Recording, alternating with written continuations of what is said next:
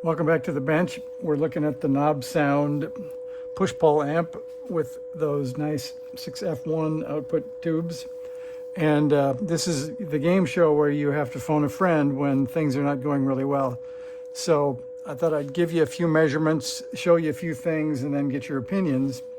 So I think we've made it past the issues of it's oscillating, because we're not oscillating anymore.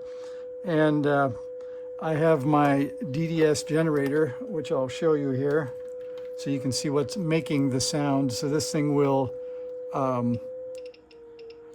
do audio frequencies as well as RF. And because we have a potentiometer on the front of the inputs, the output of this doesn't matter much, because I can adjust the input down to match the amp. So it's running at about 510 hertz right now. And I wanted to show you. So if we look at our schematic, I'm going to show you pin 2, which is our input. And we'll show that. And you'll notice when I turn up the volume, you can hear it clip. And with pin 2 here, this is the input. It's pretty low level, but you can see it's not clipping, even though the output is.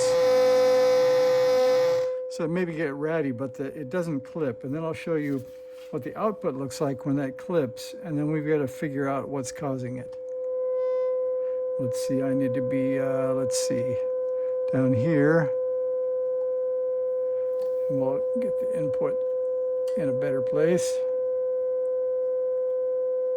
Okay, there's our output. And this is in the non-clipping case. You can see it's pretty clean there. If I get that up where you can see the sine wave shape. You see, it's not bad. You can see my leads are a little long and there's some ugly stuff, but it's not clipping at that point. And then if we look at it like this, you can see what happens. You can see that little bump start to happen. And I don't think that's crossover distortion, because it's only on one side of the sine wave. And then that spike gets higher and higher, and it doesn't go that well.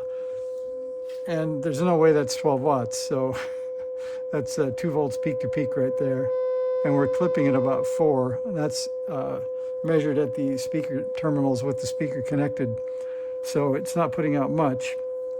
But it's also interesting that, so we have a direct coupled input from this plate to this grid. We can probe there, which is basically the input to the phase splitter. So if it was crossover distortion, it wouldn't be happening on pin 9. So I'm going to probe there.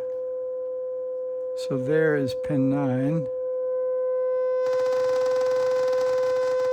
And I guess the difference is it's on the other edge, but it looks pretty ugly and pretty similar.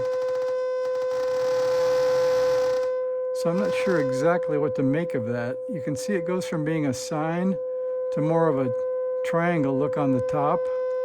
And then it starts to do strange things. So that's at pin 9. That's the input to the phase splitter. So it seems to me it's not related to the bias of the output tubes. It may be related to the feedback. And I'm not sure about that feedback circuit either, which is just a 10K resistor back to the cathode of the input tube, which is a bit odd. But I wonder if any of the rest of you have these running, and if you have normal output sort of beyond a couple of volts before things start to clip.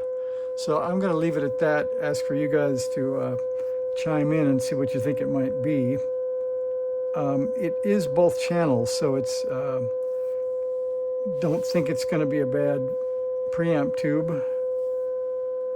And both channels do the same thing, so it's harder to believe that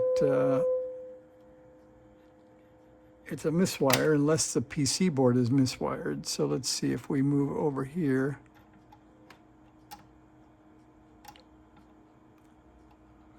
Hard to get on the wire. So you can see by audio sound, the other one's doing the same thing at about the same volume. So let me know what you think. It's an odd one for me.